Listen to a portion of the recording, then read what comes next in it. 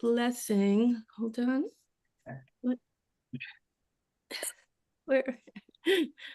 So somebody said it's confusing. Yes, the computer can be very confusing, and I rely on it a great deal, but there are so many things here. I have to move them around because I want to share the words of the blessing, and here it is. Do you see? There it is. You all see that? We do. Good, good.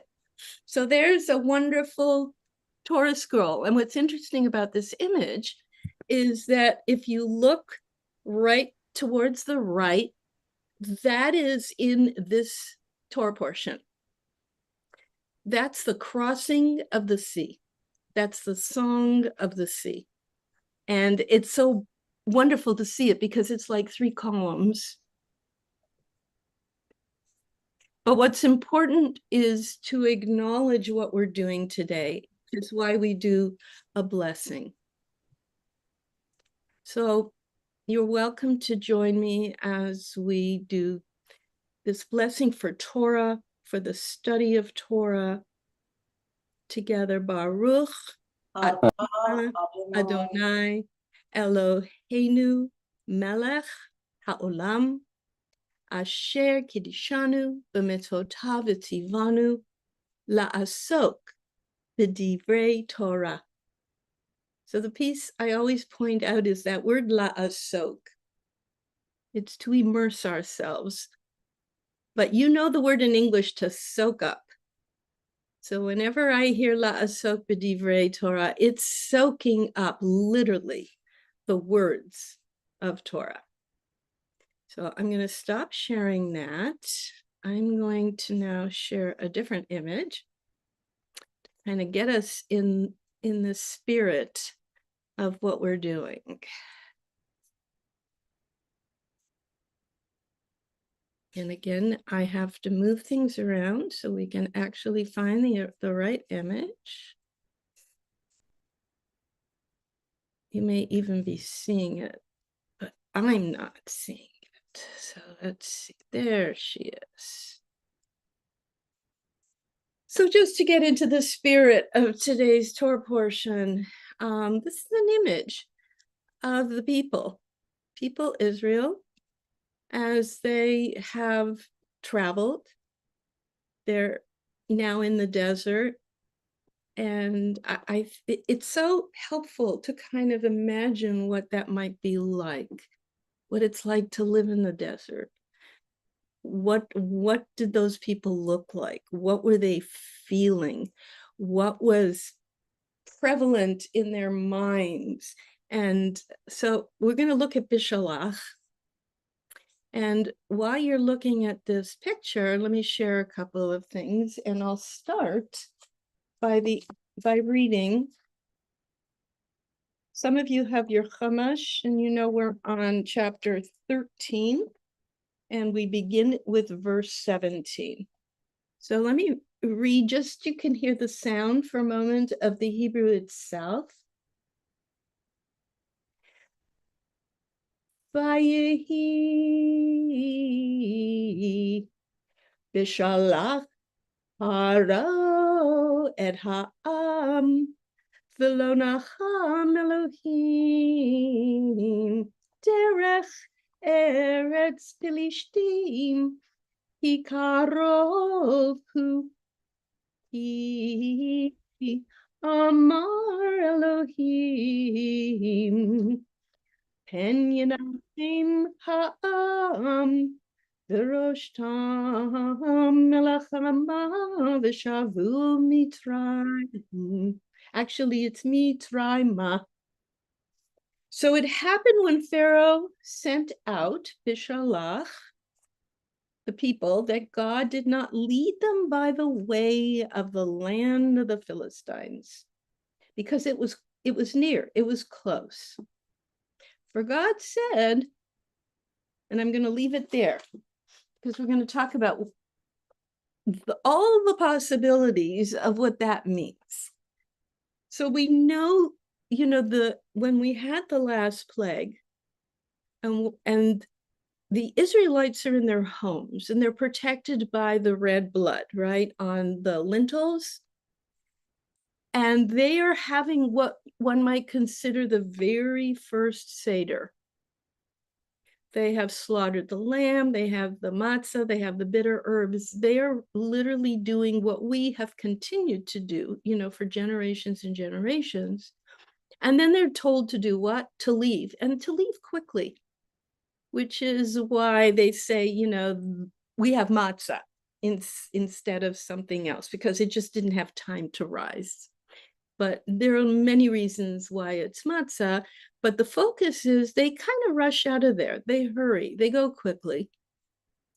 And then they leave and they need to move on. But emotionally, where are they? That's some of what I want to look at. What does it mean to rush out of the place you've been living for 400 years? And then all of a sudden you're faced with this journey. And immediately what it says is that God sent them in a different direction and not near the Philistines. And there is a word there that I want to look at as well. After the sentence that I just chanted, it says, Vayasev Elohim et ha'am derech hamidbar yam suf v'chamishim alu b'nei Yisrael me'eretz Mitzrayim. The people, God is worried about what the people are going to think or feel or see. And God says, perhaps the people will reconsider when they see a war, and they might want to go back to Egypt. So God turns the people towards the way of the wilderness to the Sea of Reeds. And then it says the children of Israel were armed. Now that's an interesting word. The children were armed when they went up from the land of Egypt. So I want to look at that for a few minutes, because that's a strange thing to think about. Do you think that they had knives? Do you think they had items of war that they actually were carrying with them when they ran out of their homes after having the Seder? It's a very interesting word, but in Hebrew, v'chamishim can have another meaning as well.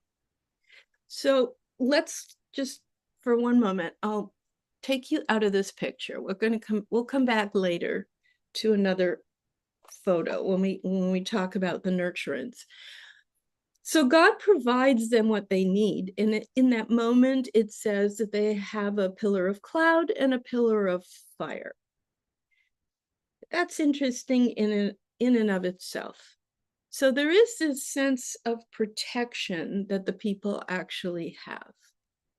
I don't know if that's what they felt or saw when they were looking at this huge cloud or the pillar of fire, because for some, this could be a metaphor in modern times for something very frightening, right? A cloud, you could even think of a mushroom cloud, which is the effect of a bomb.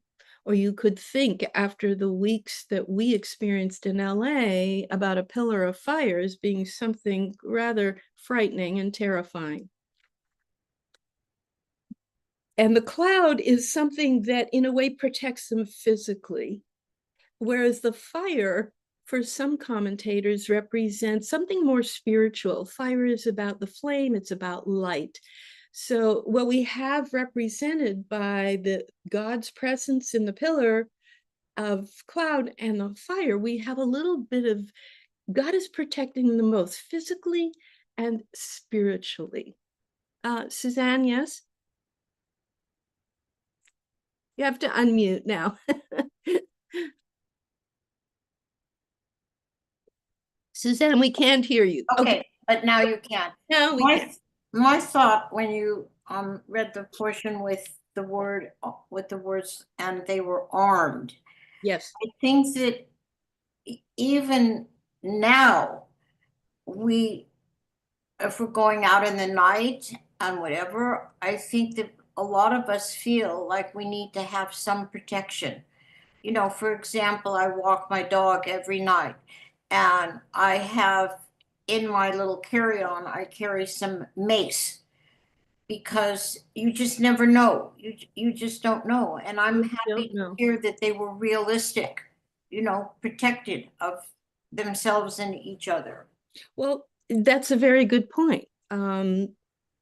But these people have a slave mentality, of course. They're used to being kind of told what to do, where to go.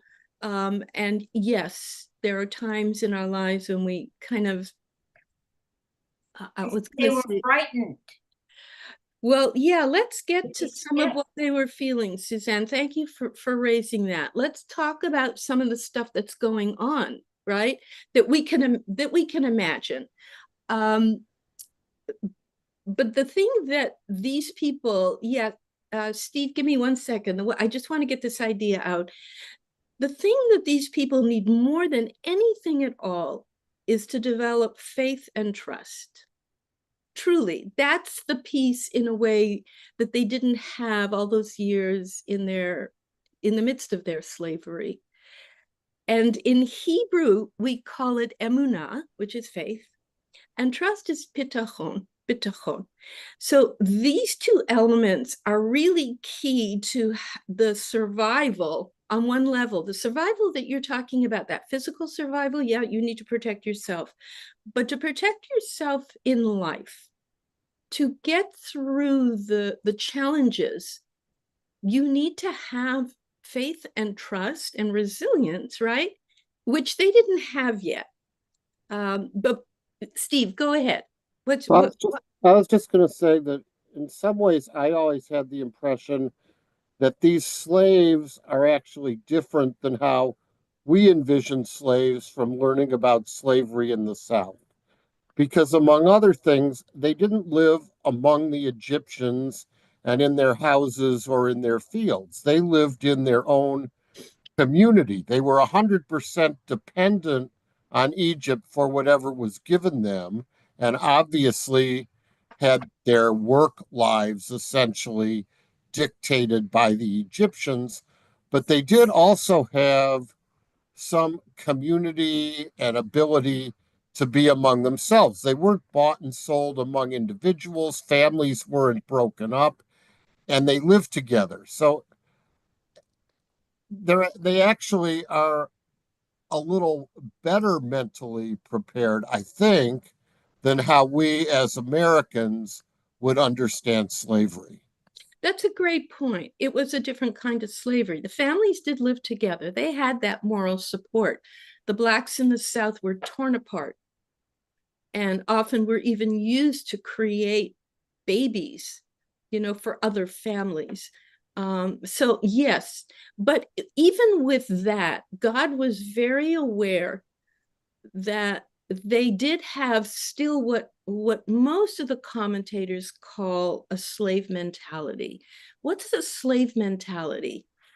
Um, what do you think a slave mentality really means? Because there are people in this country, in the world, who are free, but they have a slave mentality.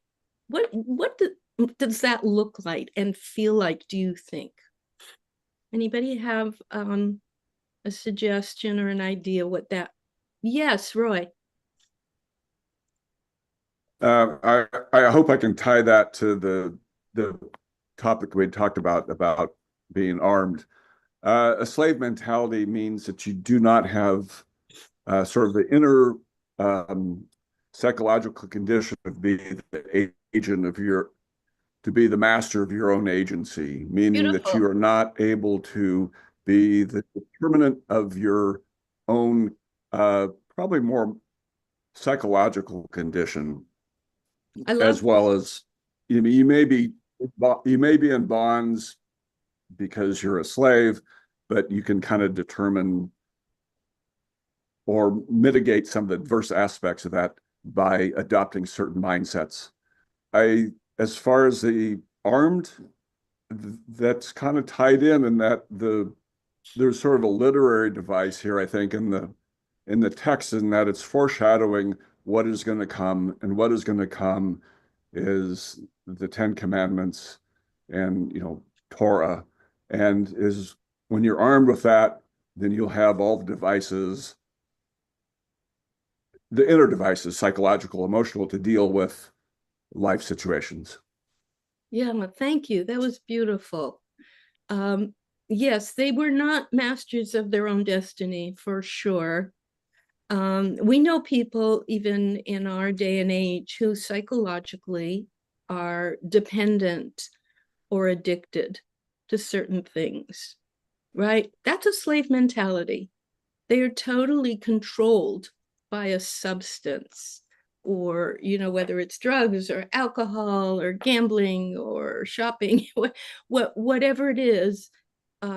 Yes, and they still needed to become individually and as a community, because they're really not the people Israel yet. That really happens at Sinai. We're not quite there. But at Sinai, they become a people, and they develop, this unbelievable relationship and covenant, which is fraught with all kinds of ups and downs, because in some ways, they're the developing generation. Because we know, right? Already from studying Torah, they're not the ones that are going to make it to the land. They really don't quite have what they need to be really liberated and freed. Brad, yes, please. Yeah. About the armed, God is depicted as a warrior. There's language about a battle. We have this army, they're armed. We're in the language of epic poetry here. And this is the language of the Iliad. It's one army against another army. So, especially because we're going into a poem here, an epic type poem that, and the language of war is essential there when you're dealing with an epic. So this story rises from just being a story to becoming an epic. Yeah. The other comment I wanted to make was, I think I don't know what the right word is, but when we compare our addiction to our cell phones to slavery, I think that's misplaced, and it does injustice to the slavery experience that some have really endured. Well, it's a different kind of slavery, Brad. I think that given the research, and there's a psychologist called Jonathan Haidt, Haight. He just came out recently with a new book, but a couple of years ago, he was writing about our children, our young teens. The new book is called The Coddling of Our Children. It's more about the way parents raise their children. But what he refers to, and the research is showing that children who are given smartphones at a young age, and they are, and in our culture, anywhere from about 7 years on, they have this machine, this computer, which does control, it does addict, it does change people's lives. He's trying to promote that no child should have a smartphone, not a flip phone, but a smartphone, because a smartphone does a lot of stuff. And, these phones are designed to hook us. They really are. They're designed. I read an article that when they were creating these phones, they hired psychologists for the companies to figure out what's the best way that we can promote, we can hook, etc. And he believes that nobody should have a smartphone until they're in high school. And, they are dangerous. Is it a different kind of slavery? Absolutely. But there are things in our culture that do take over. And we often just submit and not even aware unconsciously of the way it moves us in our lives. Eric, I think you had your hand up. I didn't want to ignore you. I just wanted to finish the idea. Did you want to ask a question or say something? I was a slave with my parents I was a slave to my parents when I was growing up. But then when they kicked me out, I had a feeling of an uncertainty because certainly the care my parents gave me made me feel certain that I would have this routine. But when I was on my own, when they kicked me out after I got a job, then I was scared and I learned how to I learned how to take care of myself.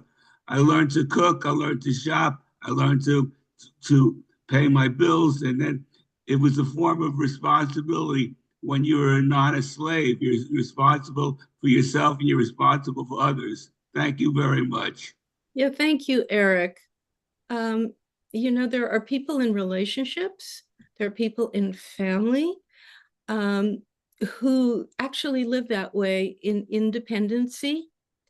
There is something called, as you've heard, codependency, and it does promote a way of preventing a kind of independence of thought and movement and freedom and liberation in a very different way. I want to present something to all of you, and that is when having studied with Rabbi David's about the importance of letters, the importance of the Hebrew, of the words. So here's the thing I want to share with you, and it's another way of looking at something because our commentators, they dig, and that's in the word chamishim. When you get the root of the word, the central meaning, it's a chet, a mem, and a shin. So that also means chamesh. Now, the Torah itself is called chumash, right? Why? Because chamesh means 5. Yeah, Steve, you got it. It means 5. So chumash is the 5 books of Moses. So when you look at the word chamishim, you're going, wait a minute, does it just mean war? Lechem is the word for bread, but it also means war. That's another dual, in a way, it's like this paradox, right? Lechem and warring. But let's go back to chamesh, because that's the word we have in the Torah. Now, chamishim also means 50. Chamesh is 5, but chamishim is 50. There is a commentator who I studied with at the school, and I realized there is some chat and questions. So give me a few moments. I often keep it closed so I can focus on what I want to teach you and you guys, but I'll go in there in a minute. If you want to think about chamishim, that the root of the word is 5, let's think of another way of understanding what the text might be trying to tell us, because the text is, I said, multiple layers. And is it possible, according to this commentator, that they were in themselves divided? And his concept was that they were divided into 5 parts. And what were these 5 parts? So let's think a little bit, and you have already shared a little bit of that emotional component. A part of them is armed internally to want to fight the habits, the customs of Egypt, what they were used to and what they saw. And we know that they were used to seeing, even though they were separated, they worked there, they saw the culture of Egypt. We know that. Why? Because later on, they want to build a golden calf. Where does that come from? It comes from having lived in Egypt for all those years. So maybe a part of them is armed, not with instruments of war, but they're arming themselves to be able to break down their habits. That was one. Two, remember, God says, I'm going to take them away from the Philistines. Why? Because they're fighting. They're going to see war, and they're going to want to run back to Egypt. So, the concept of the war that they might be exposed to, they're not ready for it, nor are they strong enough to even deal with it. So that might be another part of the fifth. Three, and this is part of what Suzanne raised, they have a part of them emotionally that is full of fear, uncertainty, and ambivalence. When you do something long enough, and even if you know it's bad for you, sometimes it's hard to leave, right? There are women in relationships where they are abused and beaten, and yet they just can't leave it. They're either afraid, they're not strong enough, they don't feel they deserve it. Emotionally, there is this uncertainty and fear that these people carry after what they have lived with. That, he said, might be the third. The fourth, they also have seen the plagues. They have seen what this hidden God is capable of. So there's a certain, what we call yirah. It's a different kind of fear. Awesomeness, just the awe of something miraculous, unbelievable. I don't know, have you ever had a moment in your life when you felt a kind of awe? In Hebrew, there are different kinds of fears. Pachad is a fear for your body. Suzanne, that's what you talked about. Somebody might attack me, somebody might hurt me. But yirah is a different kind of fear, something that is so awesome. Have any of you had a moment of awesomeness in your lives, either personally, spiritually, that it tapped into something, your belief system shifted? Anybody feel like they've had yirah in their experience? What about when you first met your partner, your spouse, or when the first baby came into the world? Those are moments.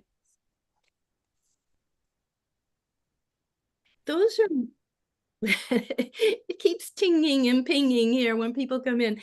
Those are moments in our life. Yes, Steve, please.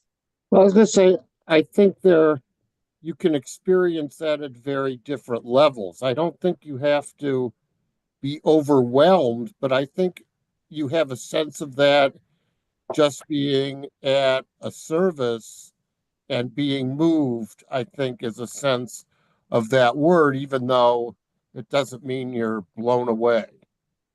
No, you're right. I mean, you can have a moment of awe sitting in the chapel, in the sanctuary. You hear a choir, you hear a word that strikes you. It can be, but then there's those moments. I know, Mark, please. I had a moment climbing Mount Kilimanjaro in Africa, where we left for the summit at 3 a.m. and then we got to the volcano crater rim just as the sun was coming up, and it was a full moon. So the full moon was on the horizon at one end of the sky, and the sun was at the other end of the sky, and it was lighting up the Serengeti. And It was a moment, where I was like, this is an incredible moment, but it's a lived moment. And I thought, why can't any lived moment be, just as spectacular or as valued as that moment, looking on the Serengeti with the moon and the sun up on either side on top of a volcano. But I don't know if it changed my faith. I don't know if that's what you're seeking for in the question. Did you feel like there was something greater in this world than you and your humanness, something beyond? It was certainly moving, powerfully moving.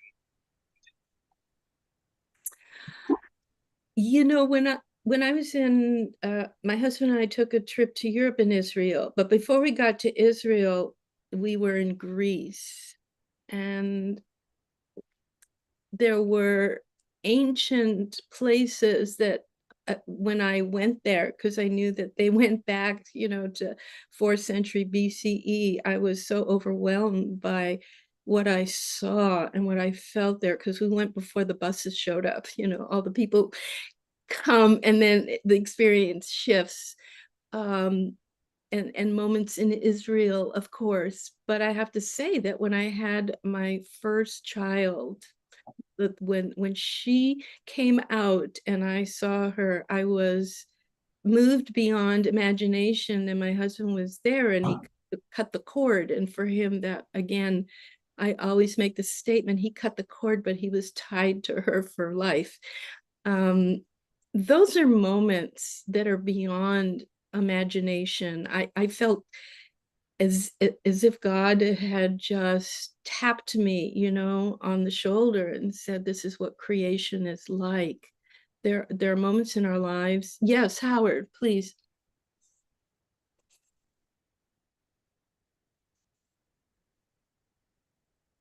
Oh, you have to unmute. We can't hear you. Sorry. That's When okay. the birth of my second son gave me an experience like that. It was this emergency cesarean, and he came out alive. And the anesthesiologist, who was an Indian man, said, "Thank God, thank God we could save him."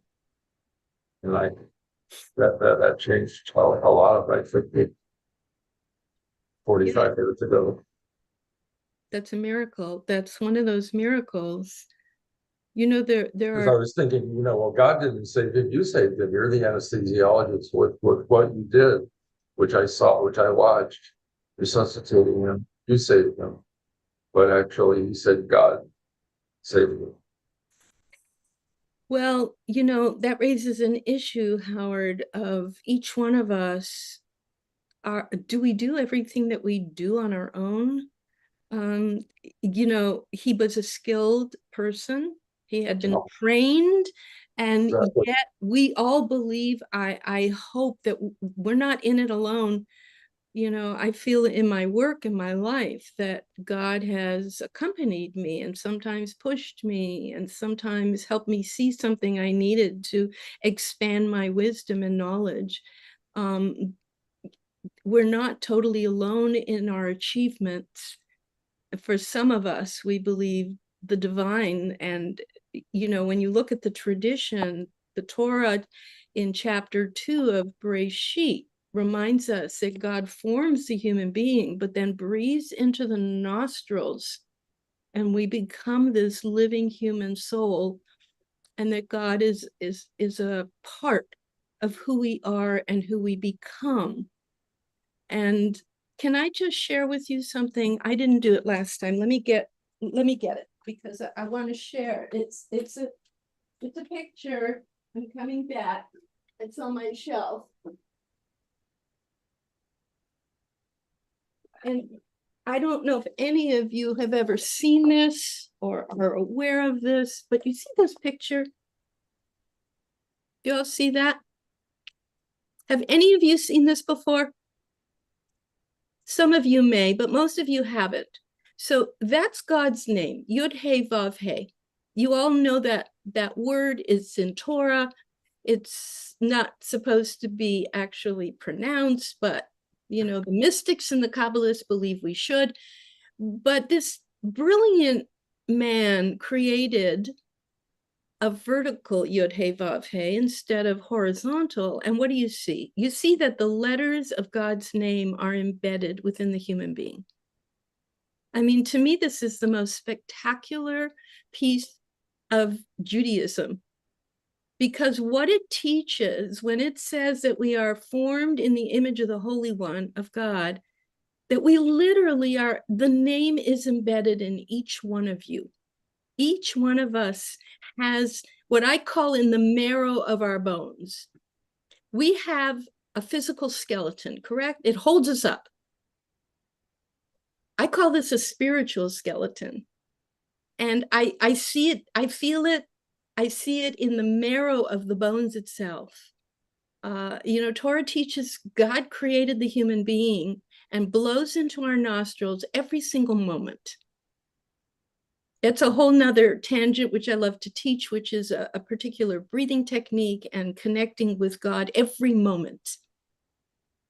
Because God is present, particularly as Shekhinah, we call her the female indwelling of the Holy One in this world.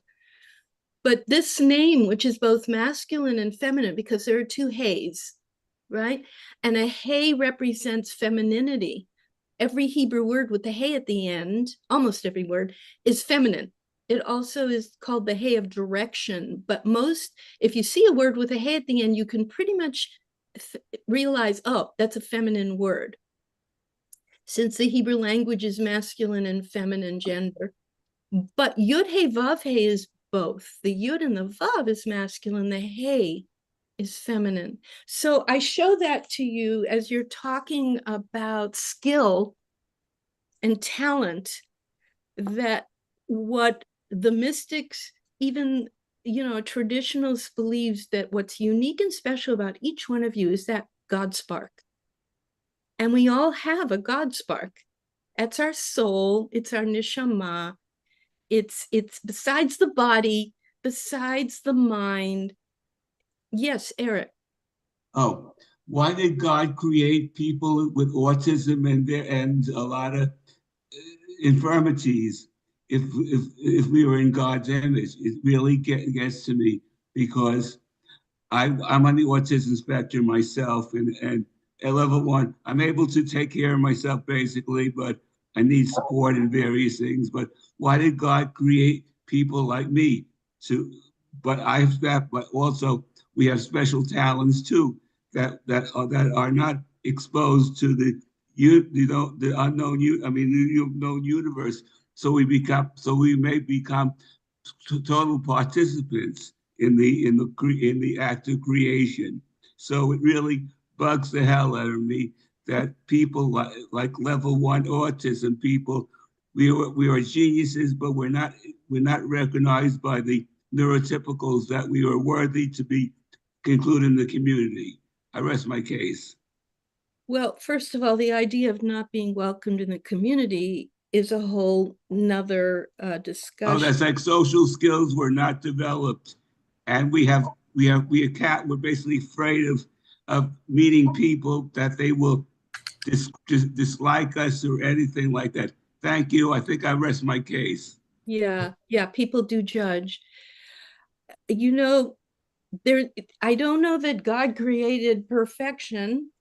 Isaiah teaches us, and the rabbis shift the language in the prayer book, that God creates both good and evil, and there's light and there's dark, and it is a reality, that we have to live with, that whatever goes on physically in DNA sometimes is not perfection, and things shift and change, and no fooling.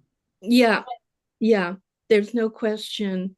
God gave, thanks to Eve, the whole concept of freedom, in the sense that she made a choice because she was curious, and that's what happened.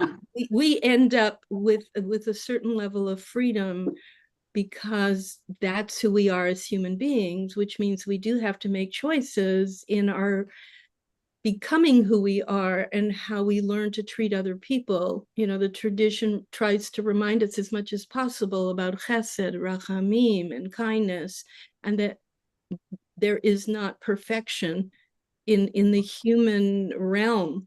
And sometimes things are off, and sometimes it's how humanity has to cope and work with it. But thank you very much. I hope I hope I was not off the topic, but this is personal to me. Of course it is.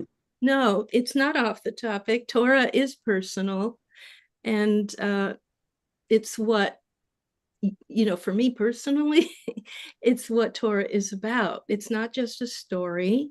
It's what does it mean? How do I identify? What does it teach me? How does it guide me?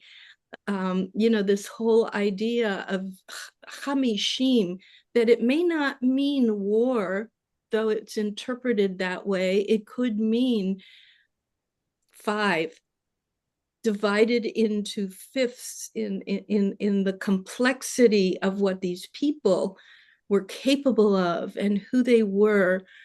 God and the rabbis, for me, were the initial psychologists of the world. There is an understanding in the Torah of the human condition and what it needs in order to grow and to shape it and become its best. That's what we work for. Howard, your hand is up, and then Rebecca. I recently learned some things that I hadn't heard before from studying the book of Job, which bear on the question of, yes, it's not right out there, but it is everywhere. Many places in the Torah that God created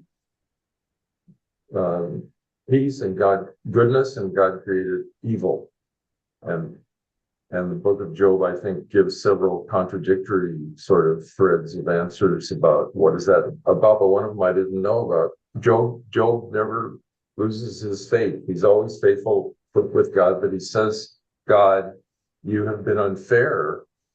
I'm owed an explanation. Why me? Why did you do this?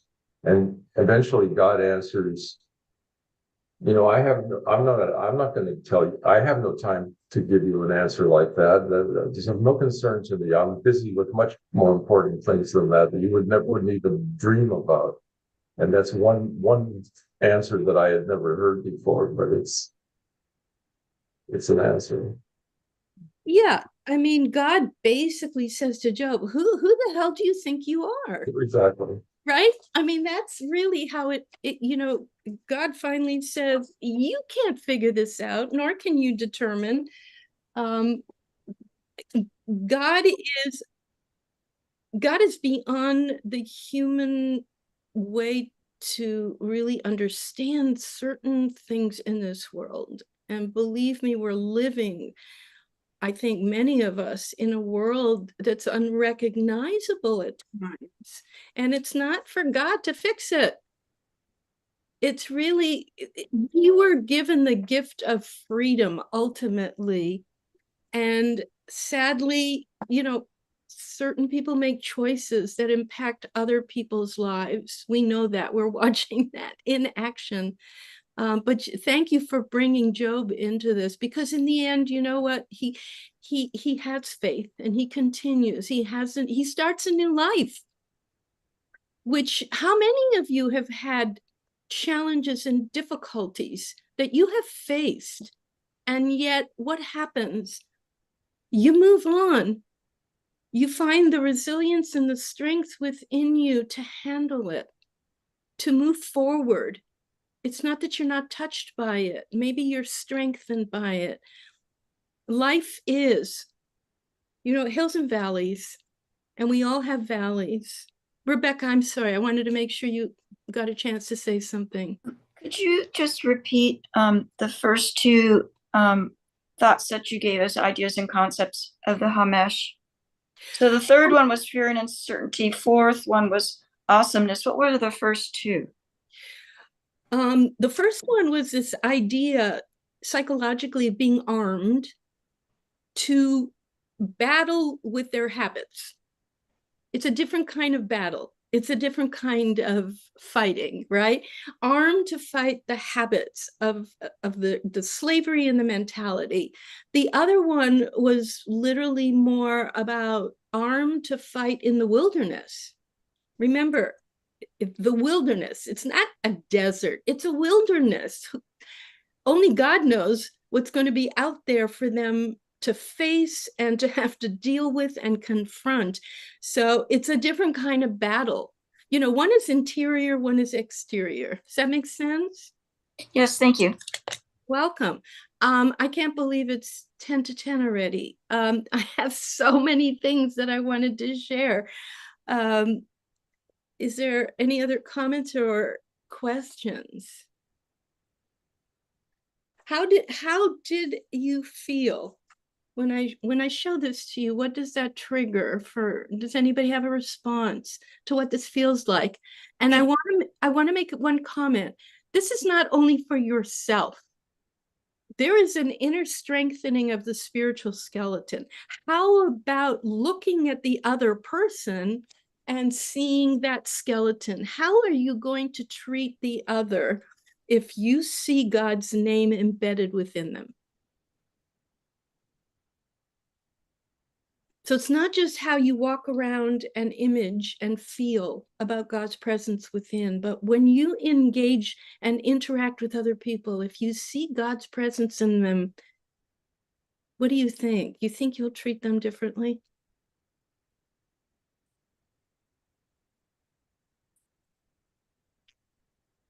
Is there anybody? How could you not? Exactly. How could you not? What a world, how different it would be if people could understand and see, really see the divine within, the spark within each person. It could be a very different world. I put in Jonathan Haidt's name. He is the author. I don't remember the initial book that was a lot about the addictions and the impact of technology on our lives, and particularly our children, because they get it early. The other one, which is brand new, is called The Coddling of Our Children.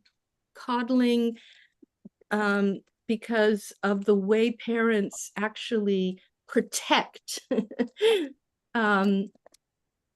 their children. And let me put that out to everybody here.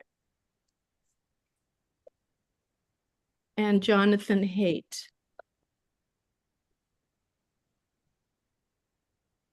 He is a psychologist. He's a smart man.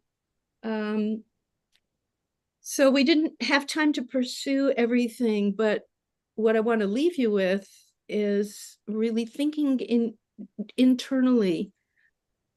How are you still somewhat enslaved? What does that mean for you?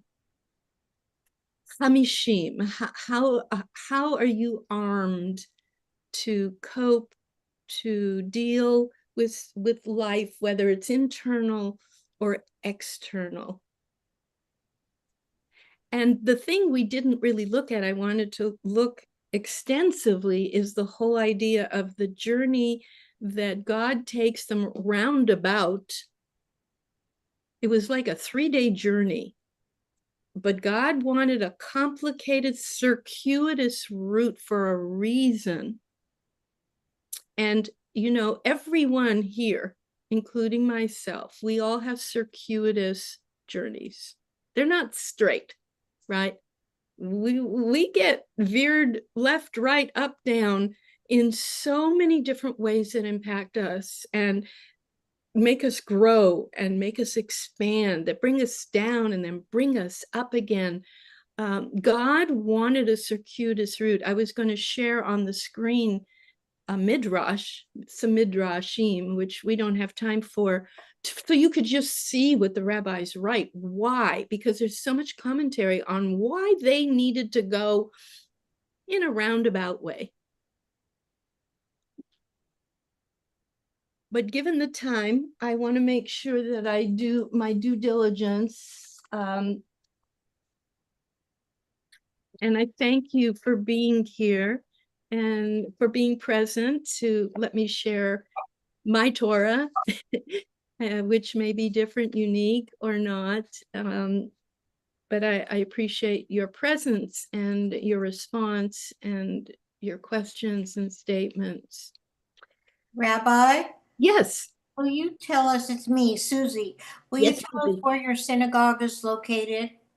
Well, we don't have a location. We never did. We used to rent a variety of places, but ever since 2020, we're online.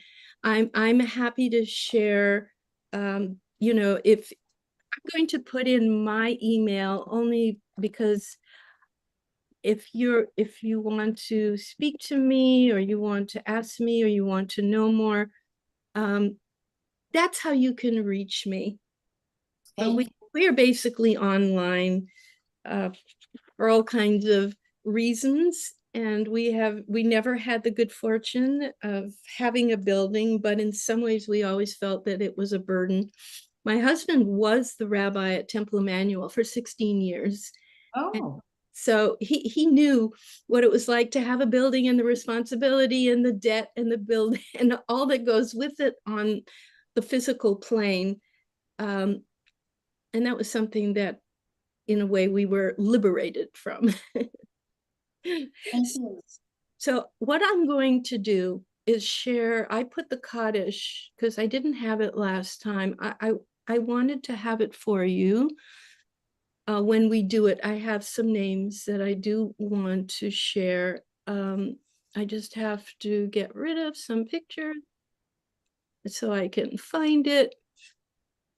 A laptop is like a desk, and it gets filled with all kinds of things. So I'm trying to find the image for you Kaddish, here it is. I wanted to share this because I thought at least this way you could see it when we do it.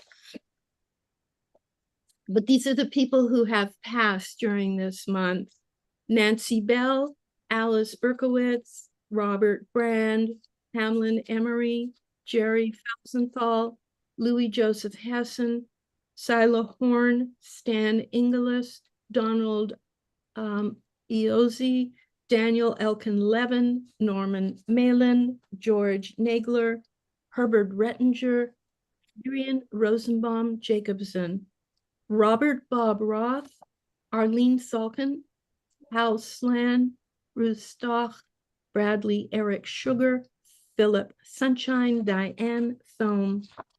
We have a number of people whose yortsites are at this moment. So we just hold the people who actually have lost these people. We know what it means to lose somebody.